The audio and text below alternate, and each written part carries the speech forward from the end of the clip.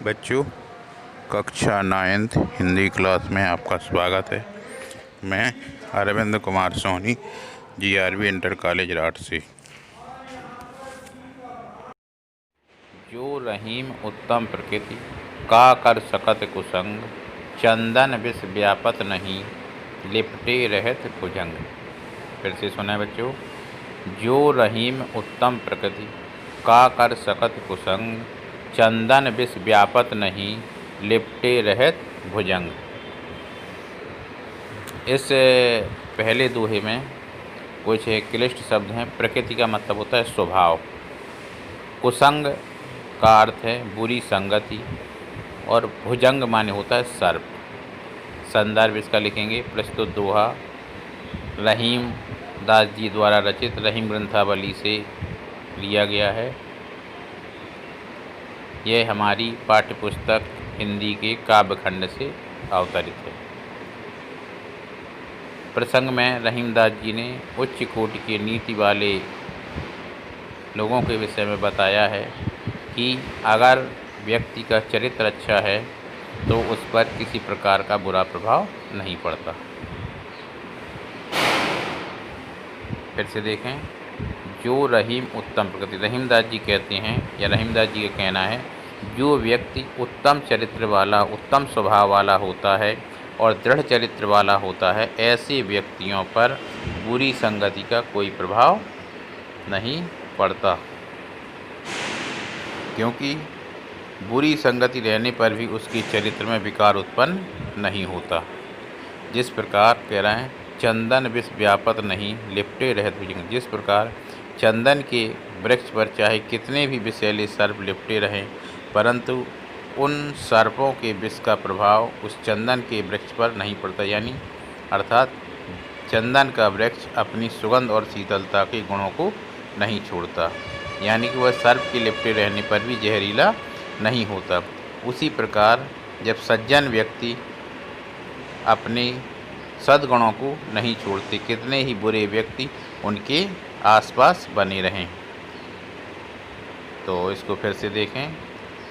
जो रहीम उत्तम प्रकृति का कर सकत कुसंग का मतलब है, अर्थ है, रहीमदास जी कह रहे हैं, जो व्यक्ति उत्तम स्वभाव वाला और दृढ़ चरित्र वाला होता है, उस पर बुरी संगति के लोगों का या बुरे लोगों के साथ में रहने पर भी उनके स्वभाव में किसी प्रकार का विकार उत्पन्न नहीं होता, उनके स्वभाव में किसी प्रकार का दोष उत्पन्न नहीं होता। उसी प्रकार जिस तरह चंदन विष व्यापत नहीं लिपटे रहत भुजंग, जिस प्रकार चंदन के वृक्ष पर बहुत से सर्प लिपटे रहते हैं, फिर भी उस विषैले सर्प का जहर या उस सर्प की जो विष होता है उस वृक्ष को कुछ हानि नहीं पहुंचाता। यानी वह वृक्ष अपनी सुगंध और शीतलता के गुणों को नहीं छोड़ता, और इस प्रकार सज्जन पुरुष भी अपने सद्गुणों को कभी नहीं छोड़ते। काव्य सौंदर्य लिखेंगे। दृढ़ चरित्र और उत्तम स्वभाव वाले व्यक्तियों के चरित्र पर बुरे चरित्र वाले व्यक्तियों का कोई प्रभाव नहीं होता। भाषा ब्रज भाषा है, शांत रस का प्रयोग किया गया है, दोहा छंद है, दृष्टांत अलंकार है। दूसरा है रहीमन प्रीत सराहिए मिले होत रंगदून। अब रहीमदास जी कहते हैं, रहीमन प्रीत सराहिए का मतलब है, प्रीत का मतलब होता है प्रेम। ज्यों हरदी जर्दी तजे तजे सफ़ेदी चून। दून का मतलब होता है दुगना, जर्दी माने होता है पीलापन, चून माने चूना। रहीमन प्रीत सराहिए मिले होत रंगदून, ज्यों हरदी जर्दी तजे तजे सफ़ेदी चून। प्रस्तुत दोहा हमारी पाठ्यपुस्तक हिंदी के काव्यखंड के रहीम के दोहे से लिया गया है। इस दोहे में या इस प्रस्तुत दोहे में कबीरदास जी ने सच्चे प्रेम पर प्रकाश डाला है। रहीमदास जी का कहना है, रहीमन प्रीत सराहिए। रहीमदास जी कह रहे हैं, हमें उस प्रेम की प्रशंसा करनी चाहिए या सराहना करनी चाहिए जिसमें दोनों प्रेमियों का प्रेम मिलकर दुगना हो जाता है। यानी दोनों प्रेमी अपना अपना अस्तित्व भूलकर एक दूसरे में समाहित हो जाते हैं, जैसे राधा कृष्ण का प्रेम। उसी तरह से रहीमन प्रीत सराहिए का मतलब यही हो गया कि हमें ऐसे प्रेम की सराहना या प्रशंसा करनी चाहिए जिसमें दोनों प्रेमियों का प्रेम मिलकर दुगना हो जाता है। रहीमन प्रीत सराहिए मिले होत रंग दून, यानी उनका जो प्रेम है, उनका आपस का प्रेम व्यवहार है, एक दूसरे से मिलने पर दुगना हो जाए, उनका प्रेम बहुत अधिक हो जाए। उसी तरह से जिससे यानी एक दूसरे में समाहित हो जाए। उसी तरह से जिस तरह से हल्दी पीली होती है, ज्यों हरदी जर्दी तजे, जर्दी माने हो, और चूना सफ़ेद होता है, परंतु जब दोनों को मिला दिया जाता है तो एक नया रंग लाल रंग परिवर्तित हो जाता है। यानी हल्दी अपने पीले रंग के स्वभाव को छोड़ देती है और चूना अपने सफ़ेद रंग के प्रभाव को छोड़ देता है, और दोनों एक रूप होकर एक नए रंग में यानी प्रेम के नए रंग में परिवर्तित हो जाते हैं। नमस्कार भैया। इसमें रहीमदास जी ने सच्चे प्रेम की प्रशंसा की है, दोनों प्रेमियों के एक रूप हो जाने की बात करी है, ब्रज भाषा है, मुक्तक शैली का प्रयोग है, शांत रस है। अगला पढ़ें। टूटे सुजन मनाइए जो टूटे 100 बार, रहीमन फिर पोइए टूटे मुक्तहार। रहीमदास जी कहते हैं बच्चों कि इसमें भी हम उसी तरह से जैसे हमने पूर्व के दोहों में संदर्भ लिखा, प्रसंग लिखा, इसमें भी हमें उसी तरह से संदर्भ और प्रसंग लिखना है। प्रसंग के बारे में लिख देंगे। प्रस्तुत दोहे में रहीमदास जी ने सज्जनों के महत्व पर विचार प्रकट किया है। कहते हैं टूटे सुजन मनाइए। रहीमदास जी कहते हैं हमारे स्वजन, हमारे सज्जन लोग, हमारे अपने हितैषी अगर हमसे किसी बात पर रूठ जाएं, नाराज़ हो जाएं, तो हमें उन्हें शीघ्र ही मना लेना चाहिए। क्यों? क्योंकि वह हमारे हितैषी होते हैं। इसलिए जब भी कोई हमारा स्वजन, हमारा हितैषी, हमारे सज्जन पुरुष अगर हमसे नाराज़ हो जाए, रूठ जाए तो हमें उन्हें मना लेना चाहिए। उसी तरह से जैसे टूटे मुक्ताहार, ठीक है, जैसे मोतियों की माला अगर हमें टूट जाती है तो हम उसे बार बार बना लेते हैं, उसी तरह से हमारे जो स्वजन पुरुष होते हैं, सज्जन पुरुष होते हैं, हमारे हितैषी होते हैं, अगर वह हमसे नाराज़ हो जाएं तो हमें उन्हें मना लेना चाहिए। इसको यानी कह रहीमदास जी कह रहे हैं यदि हमारे सज्जन पुरुष टूटे सुजन मनाइए जो टूटे 100 बार, यानी अगर वह हमसे 100 बार भी नाराज़ हो जाएं तो हमें उन्हें असज्जन पुरुषों को मना लेना चाहिए। रहीमन फिर पोइए। रहीमदास जी कहते हैं रहीमन फिर पोइए टूटे मुक्तहार। रहीमदास जी कहते हैं जिस तरह से मोतियों का माला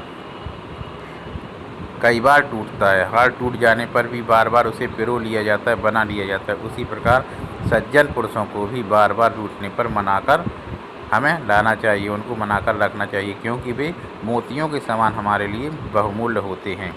यहाँ कवि ने सज्जनों को मोती के समान बहुमूल्य माना है और उसके साथ उनको अपने साथ बनाए रखने का परामर्श दिया है, क्योंकि रहीमदास जी का मानना है कि जो हमारे स्वजन होते हैं वो हमारे लिए बहुमूल्य होते हैं, अमूल्य होते हैं। इसलिए अगर वह हमसे नाराज़ हो जाते हैं तो हमें उन्हें मना लेना चाहिए। भाषा ब्रज भाषा है, शांत रस है, मुक्तक शैली का प्रयोग है, दोहा छंद है। अगला है रहीमन असुआ नैन ढरी। इसको हम देखें। रहीमन असुआ नैन ढरी, जिय दुख प्रकट करे, जाहि निकारो गेह से कस न भेद कह दे। कह रहे रहीमन असुआ नैन ढरी। रहीमदास जी कहते हैं ढारी माने निकालना, जाहि माने जिसे, गेह माने होता है घर। रहीमदास जी कहते हैं, रहीमदास जी के मत है कि घर से निकाले जाना वाला व्यक्ति निश्चित रूप से अपने घर के भेद को दूसरे पर कह देता है। ये हम प्रसंग लिख देंगे, व्याख्या लिखेंगे। रहीमदास जी कहते हैं रहीमन असुआ नैन ढरी, जिस तरह से आँखों से निकलने वाला एक आंसू व्यक्ति के हृदय के दुख को दूसरे पर प्रकट कर देता है, या इसको ऐसे कहें, रहीमदास जी कह रहे हैं, आंसू आँखों से निकलते ही मन के सारे दुखों को प्रकट कर देता है। यानी कवि का कथन है, जिस व्यक्ति को घर से निकाला जाता है वह सारे घर का भेद उसी तरह से कह देता है जिस तरह से आँख से निकलने वाला आंसू अपने हृदय के दुख को दूसरे पर प्रकट कर देता है। तात्पर्य यह है, जिस प्रकार कोई व्यक्ति घर से निकाल दिया जाए तो वह अपने घर के भेद को दूसरे पर बता देता है, दूसरे के सामने खोल देता है। उसी प्रकार आँख रूपी घर से निकलने वाला आंसू मन के सारे भेदों को दूसरे पर प्रकट कर देता है। यानी आंसू अपनी उपस्थिति से यह प्रकट कराता है कि व्यक्ति के हृदय में कितना दुख है। इसको फिर से देखें, रहीमन असूआ नैन ढरी जिय दुख प्रकट करे। रहीमदास जी कहते हैं, जिस तरह से आँखों से निकलने वाला आंसू हमारे हृदय के दुख को दूसरे पर प्रकट कर देता है, उसी तरह से अगर हम किसी अपने व्यक्ति को अपमानित करके या अपने घर के व्यक्ति को घर से बाहर निकाल दें, उससे हटा दें, तो वह अपने घर का भेद दूसरे पर कह देता है। यानी यहाँ पर आँखों रूपी घर से आंसू को निकलने की बात लेखक ने की है, कवि ने की है। इसलिए उन्होंने कहा है कि व्यक्ति के हृदय का दुख आँखों से प्रकट हो जाता है, उसी तरह से घर से निकलने वाला व्यक्ति का भेद वह व्यक्ति दूसरे पर प्रकट कर देता है। कवि ने यहाँ पर जीवन के सच्चे अनुभव को प्रकट किया है। उन्होंने ये बताया है कि जिस तरह से रावण ने विभीषण को घर से बाहर निकाल दिया था, तो विभीषण ने रावण के मृत्यु का भेद राम को बता दिया था। उसी तरह से इसीलिए यहाँ पर घर का भेदी लंका ढाए वाला जो आपका लोकोक्ति है वो भी आपके हमें समय पर देखने को मिलती है। भाषा ब्रज भाषा है, मुक्तक शैली है, शांत रस है। अगला है, कहे रहीम संपत्ति सगे। इसको बच्चों हम लोग अगला वाला कल देखेंगे, कल पढ़ाएंगे।